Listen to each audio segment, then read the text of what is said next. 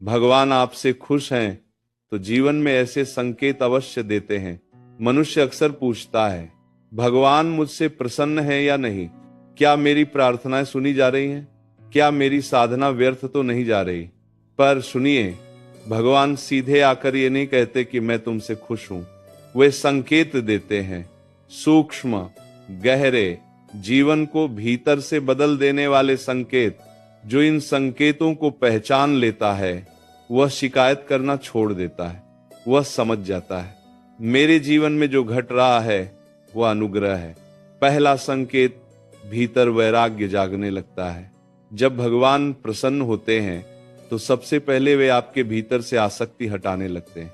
जो लोग पहले अत्यंत प्रिय थे अब उतने आवश्यक नहीं लगते। जो भोग पहले आकर्षित करते थे अब उनमें वैसी मिठास नहीं रहती। आपको लग सकता है कि मेरा मन बदल गया है। नहीं, ये आपका मन नहीं बदला, आपका स्तर बदल रहा है। भगवान जब कृपा करते हैं तो संसार का आकर्षण कम कर देते हैं ताकि आपका मन उनकी ओर मुड़े। दूसरा संकेत, कष्ट बढ़ते हैं पर शिकायत कम होती है। अजीब बात है, समस्याएं रहती हैं पर आप उतना व्याकुल नहीं होते। पहले छोटी बात से भी मन टूट जाता था, अब बड़ी घटना में भी भीतर एक शांति बनी रहती है। ये सामान्य नहीं है, ये संकेत है कि भीतर कोई शक्ति जाग चुकी है। भगवान जब प्रसन्न होते हैं तो आपको परिस्थिति से लड़ने की शक्ति देते हैं। कष्ट हटाते नहीं, कष्ट सहने की क्षमता बढ़ा देते हैं। तीसरा संकेत, अकेलापन वरदान बन जाता है। जब भगवान आपसे खुश होते हैं तो आपको भीड़ से निकालकर अकेलेपन में ले आते हैं।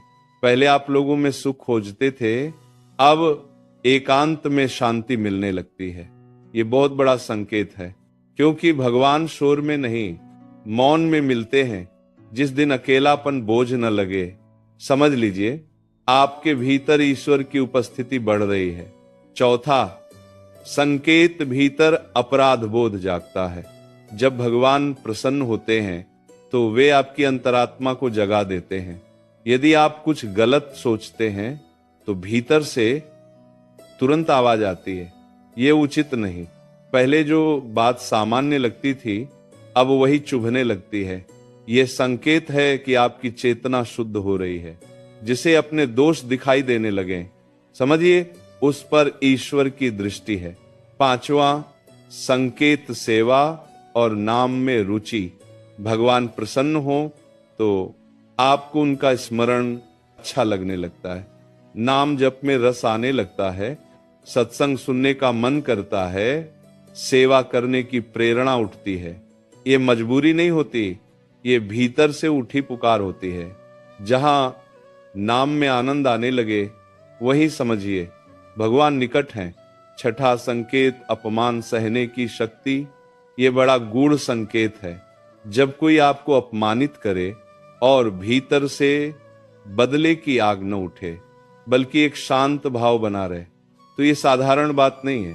ये संकेत है कि अहंकार गल रहा है, और जहां अहंकार गलता है वही भगवान का निवास होता है। सातवां संकेत, सही लोग जीवन में आते हैं। भगवान जब प्रसन्न होते हैं तो वे आपके जीवन में ऐसे लोग भेजते हैं जो आपको गिराए नहीं, उठाएं। कभी गुरु रूप में, कभी मित्र रूप में, कभी प्रेरणा बनकर। वे लोग आपको संसार की ओर नहीं, सत्य की ओर ले जाते हैं। आठवां संकेत, अंदर से विश्वास। सब कुछ अनिश्चित हो सकता है पर भीतर से एक विश्वास बना रहता है, जो हो रहा है ठीक हो रहा है। यह विश्वास बाहर से नहीं आता, ये कृपा से आता है। जब ये भाव स्थिर हो जाए तो समझिए भगवान आपकी जीवन रेखा स्वयं लिख रहे हैं। नौवां संकेत, प्रार्थना में आंसू। जब भगवान प्रसन्न होते हैं तो प्रार्थना शब्दों से नहीं, आंसुओं से होने लगती है। मन पिघलता है, हृदय द्रवित होता है। ये दुर्बलता नहीं है, ये भक्ति की परिपक्वता है। अंतिम और सबसे गहरा संकेत, जब आप यह कहना शुरू कर दें, प्रभु जो उचित समझो वही करो, तो समझिए शरणागति जन्म ले चुकी है, और जहां शरणागति है वहां भगवान प्रसन्न ही रहते हैं। सुनिए, भगवान की प्रसन्नता धन से नहीं मापी जाती, सुविधाओं से नहीं मापी जाती, वह मापी जाती है आपके हृदय की शांति से, आपके भीतर के परिवर्तन से, आपकी नम्रता से। यदि ये सब आपके जीवन में प्रकट हो रहा है तो निश्चिंत रहिए, भगवान आपसे प्रसन्न है। इस संदेश ने यदि आपके हृदय को स्पर्श किया हो तो इस चैनल को लाइक और सब्सक्राइब अवश्य करें, ताकि ऐसे ही आत्म जागृति के विचार आप तक निरंतर पहुंचते रहें।